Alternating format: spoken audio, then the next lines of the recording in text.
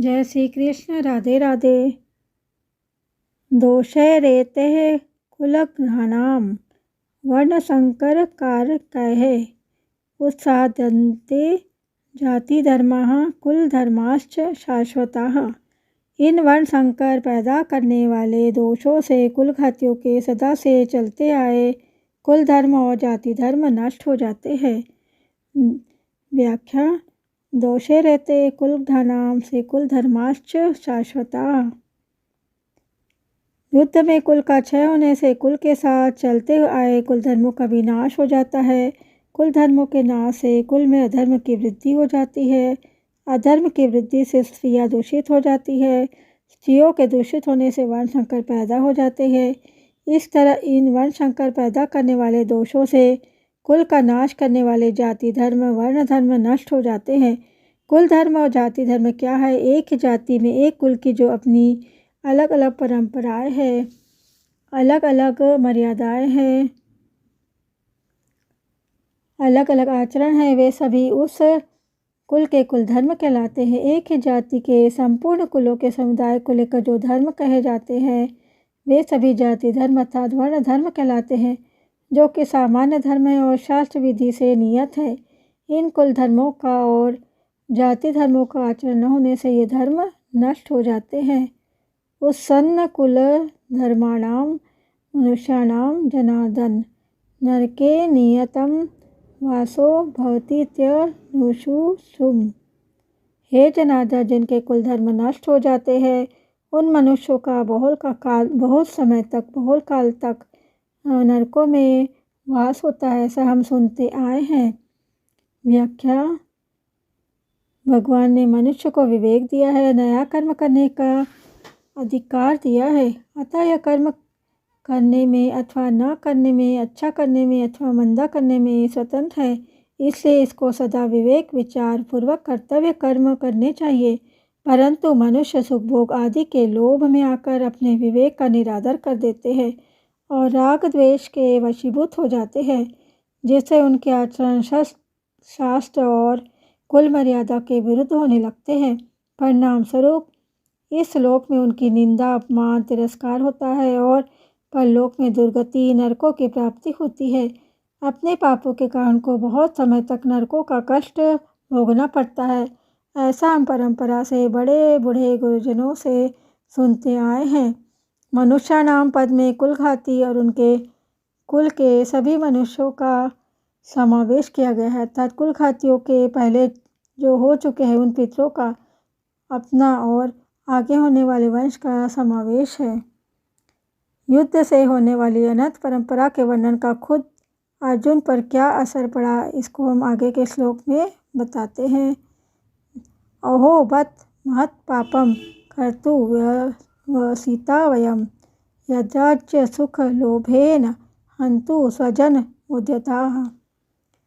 यह बड़े आश्चर्य और खेद की बात है कि हम लोग बड़ा भारी पाप करने का निश्चय कर बैठ गए हैं, जो कि राज और सुख के लोभ से अपने स्वजनों को मारने के लिए तैयार हो गए। ओहो बत स्वजन मुद्यता, ये दुर्योधन आदि दुष्ट है, इनकी धर्म पर दृष्टि नहीं है, इन पर लोभ सवार हो गया है, इसलिए ये युद्ध के लिए तैयार हो जाए तो कोई आश्चर्य की बात नहीं है। परंतु हम लोग तो धर्म को कर्तव्य को और पुण्य पाप को जानने वाले हैं। ऐसे अजानकार होते भी अनजान मनुष्यों की तरह हम लोगों ने बड़ा भारी पाप करने का निश्चय विचार कर लिया है।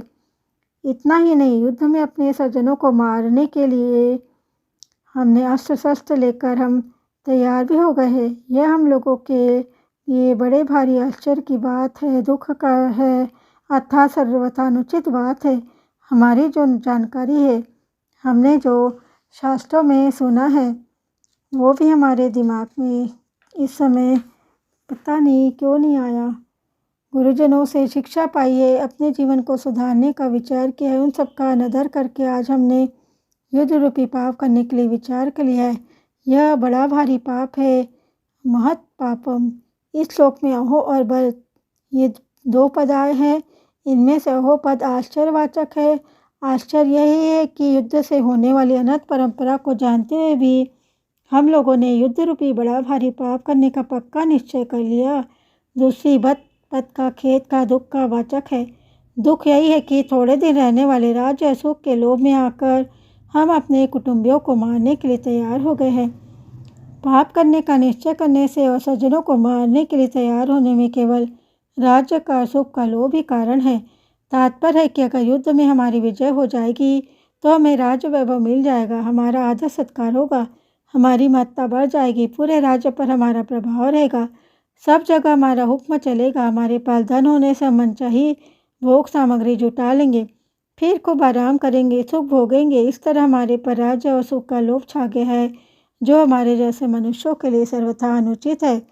इस श्लोक में अर्जुन यह कहना चाहते हैं कि अपने सद्विचारों का, अपनी जानकारी का आदर करने से ही शास्त्र, गुरुजन आदि की आज्ञा मानी जा सकती है, परंतु जो मनुष्य अपने सद्विचारों का निरादर करता है वह शास्त्रों की, गुरुजनों की और सिद्धांतों की अच्छी अच्छी बातें को सुनकर भी उन्हें धारण नहीं कर सकता।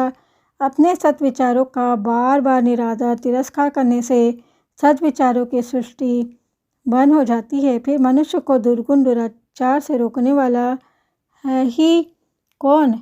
ऐसे ही हम भी अपनी जानकारी का आदर नहीं करेंगे तो फिर हमें अनाथ परंपरा से कौन रोक सकता है?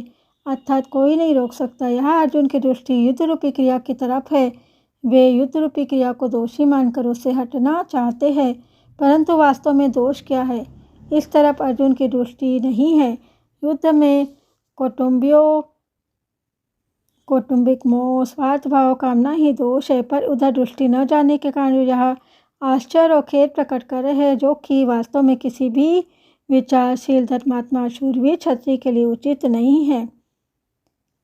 युद्ध में प्रवृत्त होने में, कुलक्षय के दोष में और मित्र दोष के पाप लोभ को कारण बताया, और यहाँ भी वो अपने को राज्य और सुख के लोभ के कारण महान पाप करने को उद्यत बता रहे हैं।